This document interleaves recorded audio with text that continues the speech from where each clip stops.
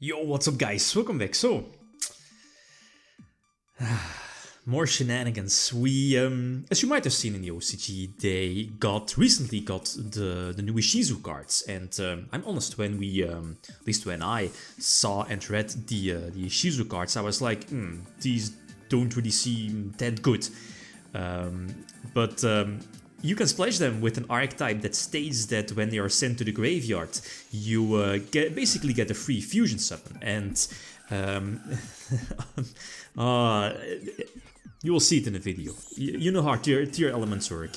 Currently SPLIGHT is the best deck in the OCG, but now Tearalaments, they were behind SPLIGHT, but with the new Ishizu cards, things might equalize out. But the thing is that the mirror match of this deck is so toxic. So what's the gimmick? The gimmick of the deck is that, as you saw, I'm not running any hand traps. This is, I think, the most standard build. Maybe the extra deck, some glimpses, some small things, like Access Code Target, for example. But this opening turn is super staple for the deck. You, thanks to the new Ishizu cards, you have the capability to put up a Baron because of Herald, right? And the Ishizu cards, like all of them are level 4, I think. Most of them have the capability to special summon themselves, but most importantly, some of them, 2 of them, have the capability that when they are sent to the graveyard from either your hand or deck, you can mill the top 5 cards of both players. And if the FTK card, which I just think is just fine as a one-off, the trap, here is in the graveyard, you can mill an extra 5 cards. So that could be, you know, count up to potentially mill 10 cards from 1 card. And it speaks for itself how ridiculous that is in a deck like Tearalaments. And again, the only hand trap that I'm playing is Herald, because again, all of the Ishizu cards are fairy, plus Herald herself. So I go seconds against SPLIGHT, and I think this is pretty much the best field, the best combos that SPLIGHT can pump out. Double Toad Negation, plus you know, the searched hand trap in the OCG that's maxi. Here in this case it's Ash Blossom, the Veiler that we don't know, and 2 back rows, but I think we knew one of the back rows, yeah, was the quick play spell, and the SPLIGHT Red is summoned, so that's a monster negator. So I, you know, try to battle it out against, what is it, 5-6 interruptions. Call by the Grave is indeed getting negated by the crossouts. Okay, I'm still in the duel. Here I'm going to banish my on-field statue to potentially send back up to 3 cards from both players' graveyards back to the deck, and that's cool because it also works from the graveyard, and it's a quick effect, so trying to, you know, prevent Toad and Diva from getting back to the hand or deck. Or field, right, here in this case, because of the SPLIGHT link too. But long story short, again, I'm able to reveal one of the Ishizu cards, forgot its name, the Sphere one, you know which one I mean, that has the capability to special summon itself from the hand. Toad negates that, but by doing this, the Sphere is sent from my hand to the graveyard, and it will eventually mill 5 cards. So I'm, you know, through all of the negations, and this is just game over. Your big starter card of the deck is your Reyno Heart, I believe the name is yeah, indeed, the Armageddonite of the deck that has the capability to special summon her, yeah, himself, obviously. And the first fusion, as you know, you can go for is Kid Kalos, and you know, you can go from there. Somewhat flexing, but I mean, just making sure that I can go for a game. So access code Celine, you know, the good stuff, plus Baron again. You can make Baron with the greatest of ease. So quite a ridiculous duel, but it perfectly sums up how strong the Tearalaments cards are with the Ishizu cards. So again, get those 3 level 4s on the field. You can put up a Baron if you respect Nibiru on your 5th summon. Plus, as you saw, the Tearalaments got more support, and I'm playing 2 of them. First of all, it's their spell. It's basically a hero lives, but at the same time you need to send, well, is it the monster or a monster with the same name or attribute or something like that from your field to the graveyard. So it's basically a free fusion summon, because you're going to special summon one of the Tearalaments from the deck and immediately send it to the graveyard for a free fusion. That's basically the thing. It's not a quick play, but it's a searchable spell. Plus, when it's like sent to the graveyard, you can get back a trap. So I think it's fine, but there's just no space in the deck. The other card that I'm running is also the new fusion, which negates summons, and you can easily make it with any tier element and Kid Kalos. And you know, Kid Kalos will just be your fusion you're going for every time. That's basically the first fusion you go for. So, Sword Soul, easy. This deck plays through multiple negations, like Sword Soul, you know, most notable, like 2 negations. Doesn't matter for this deck, even though, and then again, that's super strange, right? You're not running any hand traps other than Herald.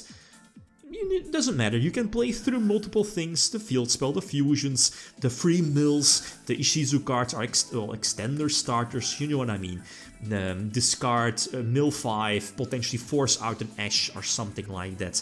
Like look at this field. You have Dweller, you have Dragostaphilia, you have the Kaleido Heart that banish or sends back cards, I believe. There was the Redoer, you know, detached for another fusion summon during the opponent's turn. Did I have Winda as well? Mind-blowing, right? The deck does so much. And oh yeah, what I said in the beginning is that the mirror match is not fun. The thing is that these Ishizu cards mill the top 5 cards from both players. So obviously if you're playing the mirror match, you're giving your opponent 3 potential pluses. But the thing is that some of the Ishizu cards have the capability to Pot of Avarice cards from both players' graveyard back to the deck. So you could kind of interrupt, like here in this particular matchup, like let's say Tenyi Sword Soul. You can, if your opponent controls a normal or a token, right, for example, or one of the Tenyi links, the Link 1 Tenyi link, you can just quick effect one of your, or at least there are 2 of Ishizu cards, send it back to the deck. I believe Statue and the Mudura, I believe it's called. Not sure about the correct names. Just send it back to the deck and, you know, get rid of Pot of Avarice away here in this case all the Tenyi monsters from your opponent, or in the mirror match, send back the tier elements that they just milled. So the mirror match is I was about to say skilled, but like this deck is not easy. It's kind of a hard deck with all of the effects. You have to keep in mind of or remember which effect you already used from the tier elements, the fusion effect that is. So it's not an easy deck to pick up. It definitely needs a lot of time to play this, right? Especially play through hand traps and play through the mirror match. That's the most important one, because let's face it, currently in the OCG there's, I guess, 2 big decks. SPLIGHT is still number 1, but quickly followed by tier elements featuring Ishizu, big or small package, and then there's Exo Sister to some extent. So again, going second, and I guess this field is okay, yeah, Exchange of the Spirit is there just fine as a one-off, because again, that gives you the potential beneficial mills.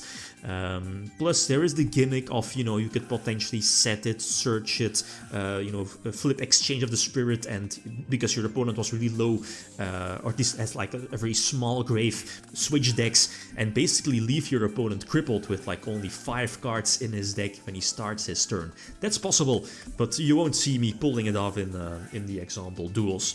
So Exciteite is something I definitely like, especially going second, kind of forces out those extenders, and the Forbidden Droplet was just too much.